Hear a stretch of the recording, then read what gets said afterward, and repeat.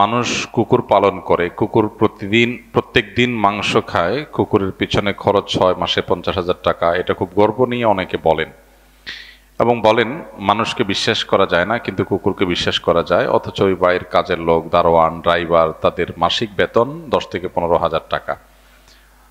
তারা মাসে একবারও মাংস খেতে পায় না। এই বিষয়টা উচিত কিনা? দেখুন, পশ্চিমা বিশ্বের মানুষদের দ্বারা প্রভাবিত হয়ে আমরা এমন অনেক কাজ করি যে কাজগুলো অযৌক্তিক এবং একই সাথে ইসলামের দৃষ্টিকোণ থেকে অপরাধ। তন্মধ্যে থেকে এটি একটি বিষয়। কুকুর আল্লাহর সৃষ্টি, তার প্রতি দয়া এবং মায়া দেখানো ভালো কাজ, খারাপ কাজ না। কিন্তু কোনো সমাজে মানুষ যখন মানুষের চাইতে কুকুরকে প্রায়োরিটি দেয়, তো সেটা যে মানুষের নৈতিক অধঃপতনের একটা জ্বলন্ত উদাহরণ, সেটি বোঝার জন্য কমন সেন্স থাকাটাই যথেষ্ট। কিন্তু দুর্ভাগ্য, আমাদের অনেকের সেই কমন সেন্সটুকু নাই, আমরা সেটাও হারিয়ে ফেলেছি। পৃথিবীর অনেক দেশ আছে যে দেশে নিজে সন্তান গ্রহণ করে না, পারিবারিক জীবনে, বৈবাহিক জীবনে সন্তান গ্রহণ করে না, কুকুর নিয়ে সময় কাটায়। যে আদর যত্ন সন্তানকে করত, অনেকটা সেরকম আদর যত্ন দিয়ে কুকুরকে তারা তাদের দিন অতিবাহিত করে। আমরা মুসলমান হিসাবে আল্লাহ তাআলার কাছে শুকরিয়া জ্ঞাপন করি, ইসলাম আমাদেরকে এমন এক সুমহান দিন দিয়েছে যেখানে কোনো প্রকার চিন্তা বা আদর্শের দেউলিয়াপনা নেই। সেখানে এমন কোনো কাজ নেই যেটা অযৌক্তিক এবং হাস্যকর। নিজের সন্তান আসবে, সে আপনার চিন্তাধারা, আপনার আদর্শকে ধারণ করবে, সে আপনার আপন হবে, সে আপনার একটা সময় বিপদে আপনার পরম প্রিয় মানুষ হয়ে থাকবে। এই কাজগুলো কখনো অন্য কোনো প্রাণী দ্বারা সম্ভব না। কুকুর আপনার সাথে আপনার সুখ দুঃখে কথাবার্তা বলে আপনাকে আনন্দ দেওয়া, আপনার কষ্টের ভাগ নেওয়া, এগুলো সে করতে পারবে না। আল্লাহ তাআলা সেভাবে সৃষ্টি করেন নাই। কিন্তু দেখেন, পশ্চিমা বিশ্বের অনেক কালচার আছে, তাদের পার্থিব অনেক দিক থেকে তারা আমাদের চাইতে এগিয়ে থাকার কারণে অন্ধের মতো তাদের সেসব কালচারগুলোকে আমরা গোগ্রাসে গিলছি। মুসলমানদের সমাজে পরিবার ব্যবস্থাপনার প্রতি বিশেষভাবে গুরুত্ব আরোপ করা হয়, উদ্বুদ্ধ করা হয় মানুষ যেন বিবাহ করে। বিবাহ করাটাকে ইবাদত হিসাবে উল্লেখ করা হয়েছে। অথচ পশ্চিমারা তারা বিবাহ করতে আগ্রহী না, পারিবারিক ব্যবস্থাপনাকে তারা বিশ্বাস করে না, সেভাবে তারা পারিবারিক ব্যবস্থাপনাকে পছন্দ করে না। তো সেই সমাজে পারিবারিক ব্যবস্থাপনার প্রতি আগ্রহ না থাকার ফলে একটা বয়সে এসে মানুষ কুকুরের সাথে সময় কাটাইতে হয়, কুকুরের সাথে দিনাতিপাত করতে হয়, তার সময় কুকুরকে নিয়েই কাটাতে হয়।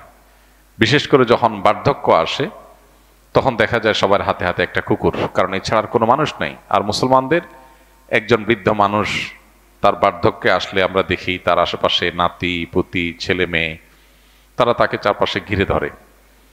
নিঃসন্দেহে এই দ্বিতীয় দৃষ্টান্তটা প্রথম দৃষ্টান্তের চাইতে অনেক বেশি চক্ষু শীতলকারী এবং কাঙ্ক্ষিত, প্রত্যাশিত, আর সেটা মুসলমানদের সমাজেই আছে। আপনি পশ্চিমাদের সভ্যতায়, তাদের সংস্কৃতিতে, তাদের সমাজে দেখবেন বৃদ্ধ মানুষগুলো তারা বৃদ্ধ বয়সে একা একা অনেক দূরের পথ ট্রাভেল করছে, কারণ তাদের কেউ সঙ্গ দেওয়ার মতো মানুষ নেই। পরিবার ব্যবস্থাপনাকে তারা ডিনাই করেছে। বিবাহ বহির্ভূত সম্পর্ককে অ্যাপ্রিসিয়েট করা মানে হলো পরিবার ব্যবস্থাকে না বলা।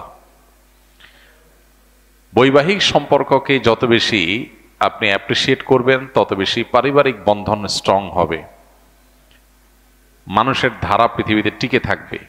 পশ্চিমাদের অনেক দেশে আপনারা জানেন মানুষের জন্মের হার কমতে কমতে এমন একটা পর্যায়ে চলে গেছে যে তাদের দেশ চালাবার মতো প্রয়োজনীয় মানুষও নেই। এজন্য তারা স্টুডেন্ট ভিসা দিয়ে আমাদের দেশ থেকে, গরিব দেশগুলো থেকে মানুষ নিয়ে যায়, নিয়ে তাদেরকে তাদের মতো করে গড়ে তোলে। তো আলহামদুলিল্লাহ, ইসলাম আমাদেরকে জীবন দর্শন দিয়েছেন, সেখানে মানুষের চাইতে অন্য কোনো প্রাণীকে প্রায়োরিটি দেওয়ার কোনো সুযোগ নেই। আল্লাহ বলেছেন, ওয়ালাকাদ কাররামনা বানি আদম, বনি আদমকে, আদম সন্তানকে আল্লাহ তাআলা শ্রেষ্ঠত্বের মুকুট দান করেছেন। অতএব অন্য কোনো প্রাণীর প্রতি অতিরিক্ত মায়া পরবশ হয়ে মানুষকে তার চাইতে প্রায়োরিটি কম দেওয়া এটা হলো মানবতা বিরোধী সংস্কৃতি এবং কালচার। এটাই ধারণ করছে যারা, তারা নিজেদেরকে সবচেয়ে বেশি মানবতাবাদী বলে। মানবতার প্রতি মায়ার চাইতে যাদের কুকুরের প্রতি মায়া বেশি, তারা কখনো মানবতাবাদী হতে পারে না। এই জন্য প্রকৃত অর্থে মানবতাবাদী মুসলমানরাই। মুসলমানদের চাইতে বড় কোনো মানবতাবাদী নেই। এটা তো ঠিক যে 50,000 টাকা অনেকে কুকুরের পিছনে খরচ করেন, অথচ বাসার কাজের লোকদের 10,000 টাকা বেতন দিতে তার বাধে। এই লোকগুলো মানুষ হয়েও মানবতার অপমান করে। তারা পশ্চিমা সভ্যতায় গা ভাসিয়ে নিজেদেরকে দেউলিয়া করেছে, এবং তাদের এই সমস্ত কর্মকাণ্ড যে গর্হিত, অযৌক্তিক, অন্যায়, অমানবিক এবং বর্বর, সেটা বোঝার জন্য শুধু কমন সেন্সই যথেষ্ট। কুকুর প্রাণী হিসাবে আমাদের দয়া, মায়া, আমাদের সহযোগিতা, এগুলো সে পেতেই পারে, কিন্তু কোন অবস্থাতে মানুষের তুলনায় বেশি হওয়া নয়।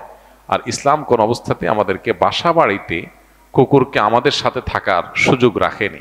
কেন রাখেনি? সেই টেকনোলজি হয়তো আমার জানা নাই, হয়তো আমার স্পিরিচুয়ালি এমনভাবে ক্ষতি হবে আমি নিজেও জানি না।